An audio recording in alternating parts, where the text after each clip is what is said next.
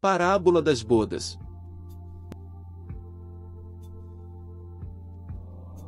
De novo começou Jesus a falar em parábolas, dizendo-lhes: O reino dos céus é semelhante a um rei, que celebrou as bodas de seu filho. E enviou os seus servos a chamar os convidados para a festa, e estes não quiseram vir. Enviou ainda outros servos com este recado: Dizei aos convidados: Tenho já preparado o meu banquete, as minhas reses e os meus cevados estão mortos, e tudo está pronto, vinde às bodas. Mas eles não fizeram caso e foram, um para o seu campo, outro para o seu negócio, e os outros agarrando os servos os ultrajaram e mataram. Mas irou-se o rei, e mandou as suas tropas exterminar aqueles assassinos e incendiar a sua cidade. Então disse aos servos: As bodas estão preparadas, mas os convidados não eram dignos. Ide, pois, às encruzilhadas dos caminhos, e chamai para as bodas a quantos encontrardes. Indo aqueles servos pelos caminhos, reuniram todos os que encontraram, maus e bons, e a sala nupcial ficou cheia de convivas. Mas, entrando o rei para ver os convivas, notou ali um homem que não trajava veste nupcial e perguntou-lhe: Amigo, como entraste aqui sem veste nupcial? Ele, porém, emudeceu. Então o rei disse aos servos: Atai-o de pés e mãos e lançai-o nas trevas exteriores, ali haverá choro e rende de dentes. Porque muitos são chamados, mas poucos escolhidos. Mateus, XXI, 1:14. O cristianismo, como o espiritismo, representa a celebração das bodas de um grande e rico proprietário, cujo pai não poupa trabalho, sacrifício e dinheiro para dar à festa o maior realce dela, fazendo participar o maior número possível de convivas. E para que todos se fartem, se satisfaçam e se alegrem, o Senhor das bodas apresenta-lhes lá alta mesa com variadas iguarias, não faltando música e discursos que exaltam o sentimento e a inteligência. As iguarias representam os ensinos espirituais, assim como aquelas satisfazem e fortalecem o corpo, estes mantêm e vivificam o espírito. A parábola das bodas é uma alegoria, uma comparação do que se verificava naquela época com o próprio Jesus Cristo.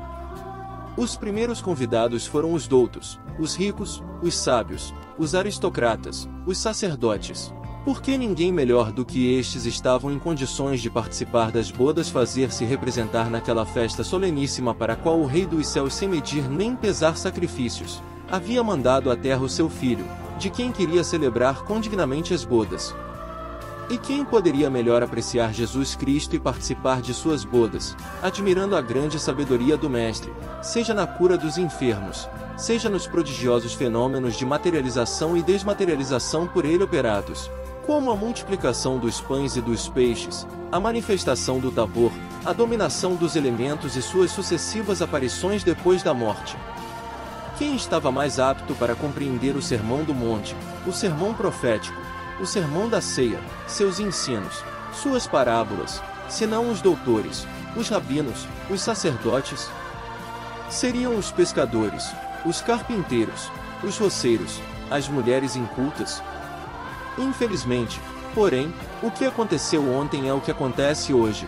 Esta gente, toda ela se dá por escusada, uns porque tem de tratar do seu campo, outros do seu negócio, outros ainda há, como acontece com o sacerdócio romano e protestante, que agarram os servos encarregados do convite, ultrajam-nos, e, se os não matam, é porque temem o Código Penal, que vigora na época nova em que nos achamos.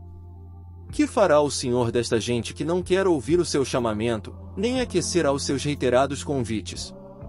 Quem é o culpado, ou quem são os culpados de estarem, atualmente, festejando as bodas indivíduos sem competência nenhuma para a execução dessa tarefa? Quais são os responsáveis por haverem tomado lugar na mesa do banquete até pessoas sem o traje nupcial, sem a veste apropriada para tal cerimônia? Leiam a parábola das bodas os senhores padres, os senhores doutores, os senhores ministros, os senhores que andam transviando seus ouvintes e ledores com uma ciência sem base e uma religião toda material, sem provas, sem fatos, sem raciocínio. Digam, quem tem a culpa da decadência moral, da depressão da inteligência e do sentimento que se verifica em toda parte? Se a parábola das bodas não tivesse sido proferida para as eminências religiosas e científicas do tempo de Jesus, serviria perfeitamente para as de hoje, que repudiam e combatem o espiritismo.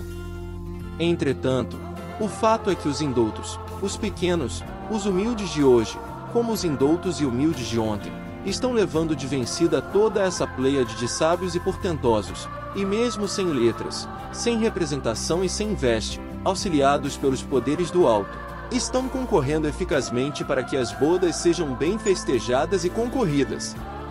A veste nupcial era costume antigo, aliás, como hoje ainda é, usar para cada ato, ou cada cerimônia, uma roupa de acordo com o ato ou a cerimônia a que se vai assistir. O preconceito de todos os tempos tem determinado o vestuário a ser usado em certas e determinadas ocasiões. É assim que não se vai a um enterro com uma roupa clara, como não se vai a um casamento com um terno de brim.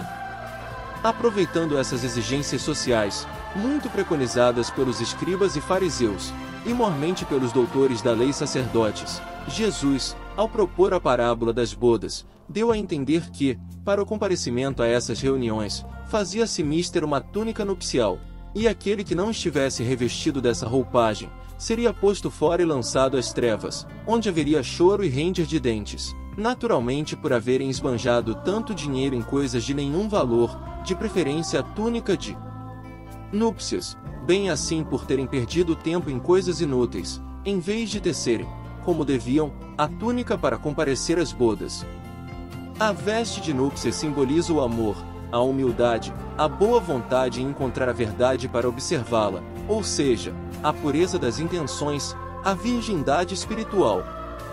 O interesseiro, o mercador, o astuto, o tartufo que, embora convidado a tomar arte nas bodas está sem a túnica, não pode ali permanecer, será lançado fora, assim como será posto à margem o convidado a um casamento ou a uma cerimônia que não se traje de acordo com o ato a que vai assistir. Há bem pouco tempo, vimos, por ocasião de um júri numa cidade vizinha, o juiz convidar um jurado para se compor só pelo fato de achar-se o mesmo com uma roupa de brim claro. O jurado foi posto fora visto não estar revestido com a veste de juízo. Como esteja o evangelho disseminado em todos os meios sociais, o que aliás constitui um dos sinais frisantes do fim do mundo, só mesmo os homens de má vontade, os orgulhosos, infatuados e de espírito preconcebido ignoram seus deveres de humildade, para a recepção da palavra divina. A estes não garantimos êxito feliz quando comparecerem ao banquete de espiritualidade, que se está realizando no mundo todo, no consórcio do céu com a terra, dos vivos com os mortos, para o triunfo da imortalidade. Dar-se-á, sem dúvida, com esses turiferários do ouro e turibulários, o que disse Isaías em sua profecia: ouvirão e de nenhum modo entenderão, verão e de nenhum modo perceberão. Justamente o contrário auguramos a todos os que, fazendo-se crianças, quiserem achar a verdade para abraçá-la, e tenham um firme propósito de o fazer, esteja ela com quem estiver e onde estiver. Tal é a lição alegórica das bodas e da veste de núpcias.